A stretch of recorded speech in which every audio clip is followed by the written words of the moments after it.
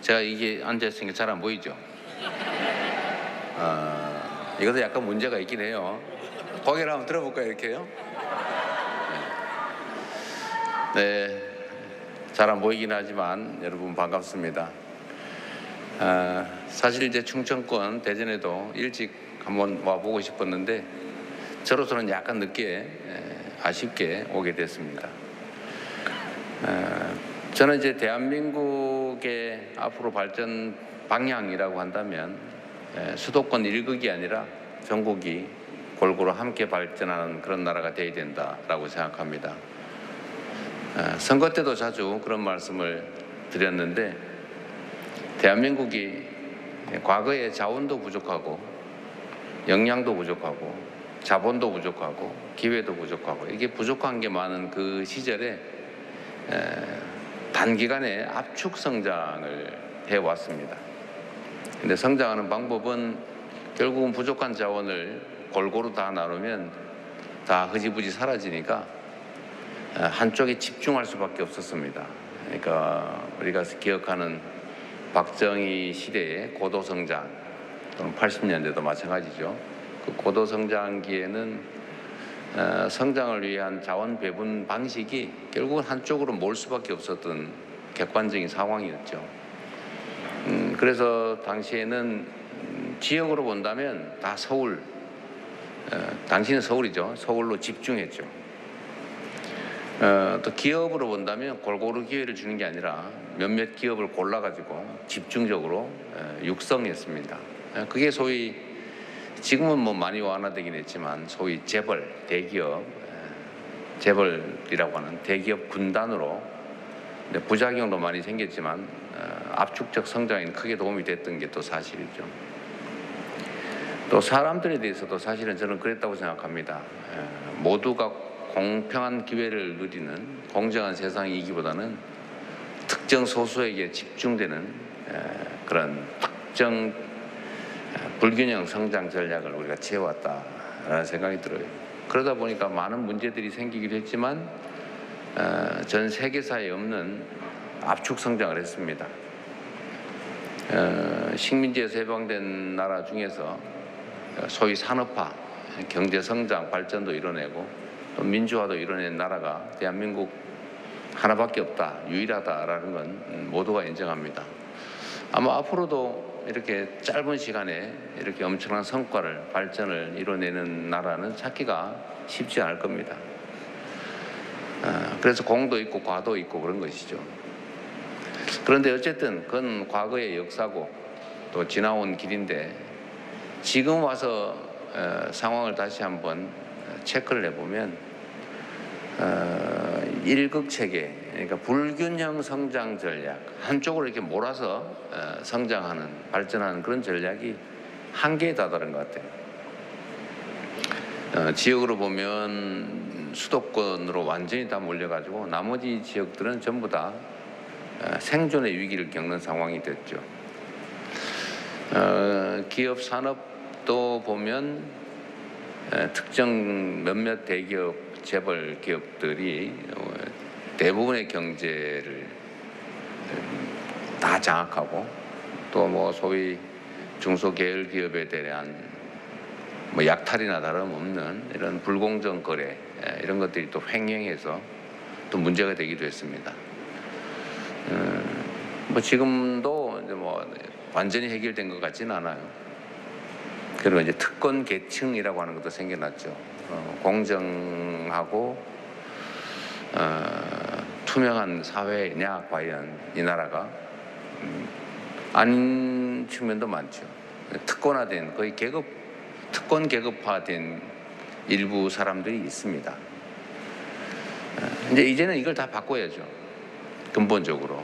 그래서 이제는 균형 발전 전략을 취하자. 또 지역으로도 한쪽에 너무 몰빵하지 말자. 올인하지 말자. 두 번째로는 뭐 기업들도 보면 소위 작은 기업이든 큰 기업이든 뭐 이미 성공한 기업이든 새롭게 시작하는 스타트업이든 공평한 기회 속에 정말 작은 기업도 경쟁력이 있으면 얼마든지 클 수 있고 큰 기업들도 부실하거나 부당하면은 시장에서 퇴출되는 그런 정상적인 경제 생태계를 만들어야 되지 않겠느냐. 공정하고 합리적인 사회를 만드는 거죠. 특권 계층으로 인식되기까지 하는 일부의 특권화된 특수한 몇몇 집단 또는 사람들의 이런 특권적 지위도 많이 해체해야 되지 않겠냐 하는 생각이 듭니다. 어쨌든 그 중에 하나 지역 균형 발전은 이제 매우 중요한 과제가 됐고, 충청, 세종, 대전 이 지역은 이제 중간쯤에 있는 거죠. 영남, 호남의 중간쯤, 수도의 중간쯤. 이리 갈까 저리 갈까 차라리 돌아갈까 싶은 삼거리쯤에 해당되죠. 그래서 어쨌든 여기는 지방으로 소외되는 것 같기도 하고, 또 균형 발전 전략을 일부 이제 전 정권들이 취해왔는데 거기에 일부 혜택도 좀 보고 있는 측면이 있죠. 뭐 대표적인 게 세종 행정수도 아닐까 싶습니다. 그리고 이 수도권이 이제 팽창을 하다 보니까 소위 이제 취업의 남방 한계선이라고 하는 게 있는데, 이게 이제 원래는 경기도 평택선까지였다가 이제 조금씩 계속 내려오고 있어요. 충청권까지. 뭐 그런 수도권 팽창의 혜택도 일부 보는 측면도 있는 것 같습니다. 그걸로는 또 부족하기도 하죠. 그래서 지역 균형 발전이라고 하는 측면에서 그 중간쯤에 있는 우리 충청에 계신 우리 대한민국 주권자 여러분들의 좀 허심탄회한 다양한 말씀도 한번 들어보고 싶습니다. 또 한 가지는 이제 저도 이제 충청도 얘기만 하자고 하는 건 아니고, 또 기회가 될 때마다 우리 대한민국 모든 국민들이 공통으로 겪는 문제, 공통의 관심사 이런 문제들도 얘기를 좀 하고 싶은데, 우리 안기령 안기령 부대변인이 지금 말씀하신 것처럼 오늘은 그 얘기를 좀 한번 해보고 싶어요. 저는 확신이 있습니다만 여러분들은 또 다른 생각을 할 수도 있어서 의견들을 좀 나눠보고 싶습니다. 말씀하신 것처럼 우리가 이제 채무, 장기 연체 채무를 탕감을 해주자고 했더니 이거 도덕적 해이를 불러오는 거 아니냐. 그러면 누가 갚겠냐. 나도 앞으로 안 갚을래. 뭐 이런 얘기하면서 이거 문제 있다라는 주장도 있어요. 근데 거기에 여론조사상으로 보면 동의하는 국민이 더 많으신 것 같습니다. 그러니까 탕감해주지 말자. 왜 해주냐? 똑같이 해서 끝까지 쫓아다니면서 갚든지 못 갚으면 죽을 때까지 계속 빚쟁이 만들자. 뭐 이런 입장도 있어요. 나는 열심히 갚았는데 왜? 그런데 그런 문제에 대한 토론들을 한번 해봅시다. 라는 것이고요. 또 하나는 여기 대전은 과학 중심 도시 아니겠어요? 아마도 대한민국에서 R&D와 관계된 그 취업 인구가 가장 많지 않을까 싶어요. 그리고 전에 황당무계한 R&D 예산 대규모 삭감에 직접 폭격을 맞은 지역이기도 하죠.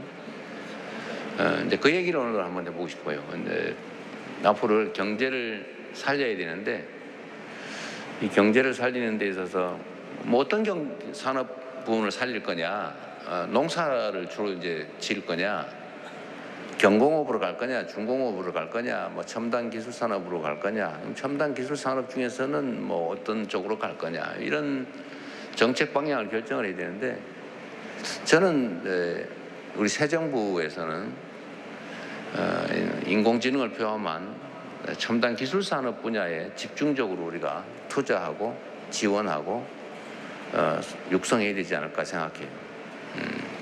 그 중에 핵심은 이제 연구개발 R&D일 테고, 또 인재 양성이 아닐까 싶습니다. 그 얘기를 집중적으로 하고요. 근데 또 일부는 오다 보니까 뭐 저기 머리띠 두르시고 또 데모하시는 분들도 꽤 계시던데, 이제 저한테 하시고 싶은 얘기도 많지 않겠어요? 근데 그런 얘기도 한번 들어볼 텐데, 오늘 꽤 많은 인원이 계셔서 다 말씀을 듣기는 어려울 것 같고, 제가 메모지를 꼭 나눠드리라고 했는지 모르겠어요. 네, 나눠드렸고 받았습니다. 필요하면 다 메모지를 해서 주시면 제가 직접 다 검토하지 못해도 우리 또 참모들이든 아니면 담당 공무원이든 다 검토해서 가능한 방법을 찾아서 회신을 해드리도록 하겠습니다. 말을 하다 보니까 너무 길어지고 있군요. 지금부터는 여러분들의 말씀, 의견을 듣는 거죠. 오늘 이 자리에서 뭐 결판 뭐 정리할 수 있는 건 좀 정리를 하고 결정할 수 있는 건 결정할 텐데, 그렇지 않더라도 어쨌든 자유롭게 의견을 좀 말씀하시면 저희가 다 기록해서 검토하도록 하겠습니다. 우선은 뭐 정해진 순서가 있나요? 네, 약간의 정해진 건 있습니다. 조금 약간의 네, 열어놓고 정해진 대로 진행을 하시죠. 하지만 약간의 정해진 건 있고요. 저희가 사전에 행사장 입구에 메모지 준비해 드렸습니다. 그래서 대통령님께 바라는 의견 받았고요. 꼼꼼하게 검토해서 가급적 답변 드릴 수 있도록 하겠습니다. 그리고 제가 초반에 3부라고 잘못 말씀드렸는데 대통령님께서 정리해 주신 대로 1부에서는 2가지 주제로 자유롭게 토론 진행할 거고요. 그리고 2부에서 지역 주민 여러분의 의견까지 경청하도록 하겠습니다.